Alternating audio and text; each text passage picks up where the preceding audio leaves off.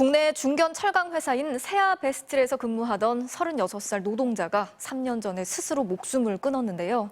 그의 부모와 가족들이 이 죽음을 세상에 알려달라면서 저희 MBC에 연락을 해왔습니다.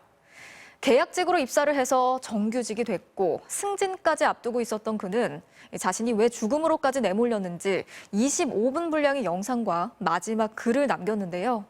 여기엔 상사들에게 지속적으로 당했던 성추행과 괴롭힘의 구체적인 기록이 담겨 있었습니다. 먼저 김수근 기자가 전해드리겠습니다. 개울에 발을 담그고 있는 9명의 남성. 2명만 옷을 입었고 나머지는 발가벗은 채 가랑이만 손으로 가리고 있습니다. 지난 2012년 6월 세아베스틸 군산공장 제강팀 동료들의 야유회 사진. 당시에 입사 2달 된 막내 유모 씨는 다른 사원들 뒤에서 어깨를 웅크린 채 몸을 숨기고 있습니다. 6년이 지난 2018년 11월 25일 유 씨는 금강 하구의 한 공터, 자신의 차 안에서 숨진 채 발견됐습니다. 운전석에서 이제 이렇게 쓰러져 있더라고요. 만지는 순간 이거 진짜 잘못됐구나라는 딱 생각이 들면서 공장 앞 자취방에 다녀온다며 집을 나선 다음 연락이 끊긴 지 3일 만이었습니다. 함께 발견된 휴대전화에는 마지막 순간 촬영한 25분 분량의 영상과 드리는 글이란 제목의 유서가 있었습니다. 입사 초기 야유회 사진 가장 왼쪽, 옷을 입은 채 모자를 거꾸로 쓴 반장급 지모 씨. 유 씨는 단체 나체 사진을 두고 지 씨가 자랑으로 생각하는 사진이라며 회사 PC에 더 있을 테니 낱낱이 조사해 나 같은 피해자가 나오지 않길 바란다고 적었습니다. 유 씨는 입사한 직후부터 지 씨가 지속적으로 성추행과 괴롭힘을 저질렀다고 지목했습니다. 지 씨가 입사한 달에 문신이 있냐고 물어봤다. 팬티만 입게 한 뒤 몸을 훑어보고 여러 사람 보는 앞에서 수치심을 줬다. 찍히기 싫어서 이야기를 못했다. 한이 맺히고 가슴 아프다. 2016년 12월 10일 16시 30분경 한 복집에서 볼뽀뽀, 17시 40분경 노래방 입구에서 볼뽀뽀. 구체적인 기록과 함께 그렇게 행동하는 게 너무 싫다고도 적었습니다. 2014년 무렵 유 씨가 뇌종양의 일종인 청신경 종양으로 큰 수술을 받을 때도 면박을 줬다고 합니다. 고함치듯 소리가 들려온다. 너 뇌종양이야? 참으로 가슴이 아팠다. 왜 그렇게 여러 사람 있는 데서 큰 목소리로 이야기해야만 하고 위로는 못할 망정 상처를 주는지. 작업할 때 소음이 심한 부서라 청력 저하로 힘들어하던 유 씨가 부서를 바꿔달라 해봤지만 받아들여지지 않았습니다. 너무 힘들어. 막 나를 욕하고 나를 괴롭혀.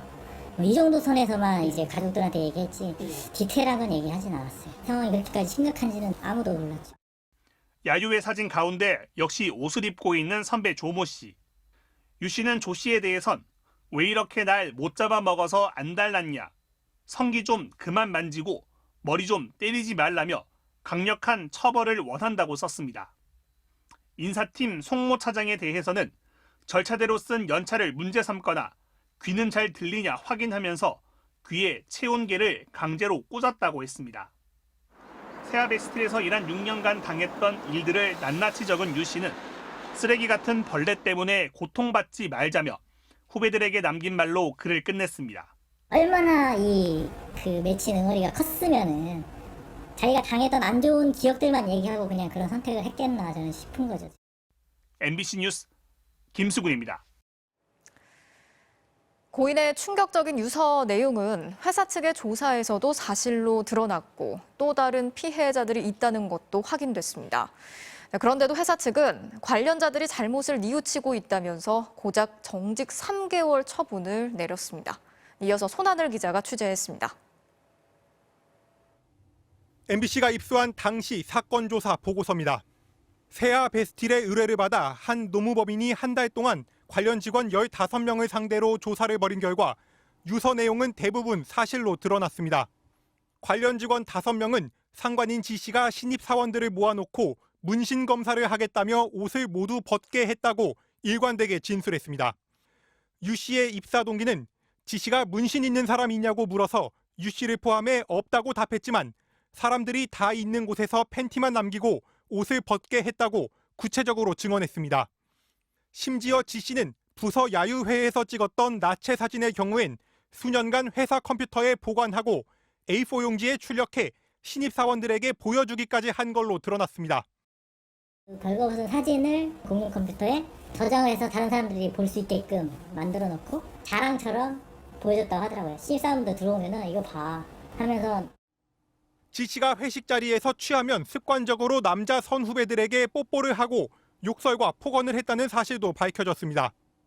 한 번 말을 시작하면 기본 30분이고 보통 1시간씩 말하는데 말하면서 쿡쿡 찌르는 듯한 말로 스트레스를 줬습니다. 또 다른 선배 조 씨에 대해서도 사무실에서 유 씨의 성기를 수시로 만졌고 유 씨가 기분 나쁘다고 말했다고 남자 직원 2명이 증언했습니다. 이들은 유 씨뿐 아니라 자신들도 같은 피해를 당했다고 털어놨습니다. 노무법인은 62페이지에 달하는 보고서를 내고 반장인 지 씨와 선배인 조 씨가 명백한 가혹 행위를 했고 유 씨가 심각한 수치심과 스트레스를 호소했다며 가해자들에게 중징계가 필요하다고 결론 내렸습니다. 특히 지 씨의 탈의 지시와 회식 중 성추행, 알몸 사진 촬영 같은 직장 내 성희롱은 면직까지도 가능한 행위라고 지적했습니다. 두 사람의 각종 가혹 행위를 알고도 방관한 재강 팀장에 대해서도 직위 해제하라고 권고했습니다. 하지만 한 달 뒤에 나온 회사 측의 징계 결과는 유족들의 기대와 달랐습니다. 가해자들 행동이 기업 질서를 심각하게 문란하게 만드는 행위였다면서도 반장 지 씨는 정직 3개월, 선배 조 씨는 정직 2개월에 그쳤습니다. 본인의 잘못을 크게 뉘우치고 개전에 정이 있다는 것이 이유였습니다. 관리 책임이 있는 재강 팀장은 아예 아무런 징계도 받지 않았습니다. 그때 징계 받았을 때만 잠깐 급여가 정지되고 반성하는 척 하다가 이제 나 그렇게 안 했는데 하면서 그냥 미치겠는 거예요. 가해자들은 정직 기간이 끝난 뒤 복귀해 지금도 버젓이 회사에 다니고 있습니다. MBC 뉴스 손하늘입니다. 회사 측은 가해자들이 잘못을 뉘우쳤다고 했지만 이들의 언행은 반성과 사죄와는 거리가 멀었습니다. 회사 조사에서도 비아냥과 조롱으로 답변을 대신하는가 하면 심지어 고인의 장례식장에서까지 막말을 했다는 증언도 나왔는데요. 억울한 가족들이 경찰을 찾아갔지만 이젠 증인들이 입을 다물어 버렸습니다. 계속해서 김지인 기자가 전해드리겠습니다. 세아베스틸의 조사 보고서. 가해자로 지목된 반장급 지모 씨에게 왜 여러 명 앞에서 옷을 벗겨 문신 검사를 했는지 묻자 지 씨는 그게 문제면 목욕탕을 못 가줘라고 답했습니다.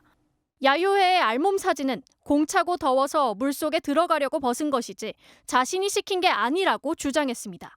반복됐던 볼뽀뽀 성추행에 대해선 어제도 우리 딸에게 뽀뽀해주고 왔는데 큰일 났네요라고 했습니다. 지 씨는 고인을 떠나보내는 장례식에 와서도 부하 직원들 앞에서 관짝에 들어가지 않으려면 잘하라고 막말을 했다고 합니다. 얘들 관짝에 들어가면 저렇게 안 되려면 잘하라고. 그 화장품. 또 다른 가해자 조모 씨는 성기를 반복해 만진 성추행에 대해 말수가 적은 고인을 살갑게 대하려 한 것이었다는 황당한 해명을 내놨습니다. 사건을 조사한 노무법인은 보고서에 피해자의 수치심에 공감을 못하며 변명으로 일관하고 반성하지 않는다고 적시했습니다. 지금은 뭐 아무렇지도 않게 막 동생 욕을 하면서 죽으려면 곱게 죽지.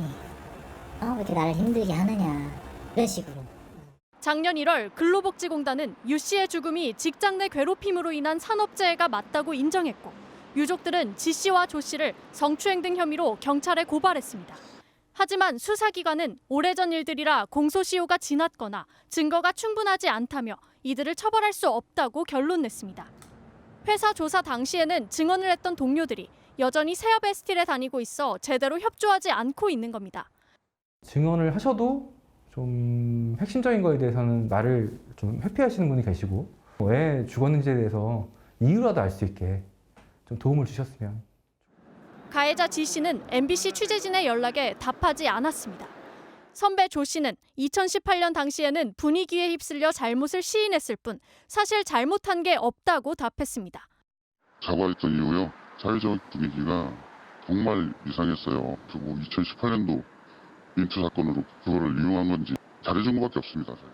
유족들은 최근 검찰에 재조사를 해달라며 항고장을 내고 가해자들을 상대로 손해배상 소송도 제기했습니다. 잊어버리는데 잊어버리시나요? 아이고 얼마나 불쌍하냐고. 아이고 불쌍해서 어떡해요. MBC 뉴스 김지인입니다.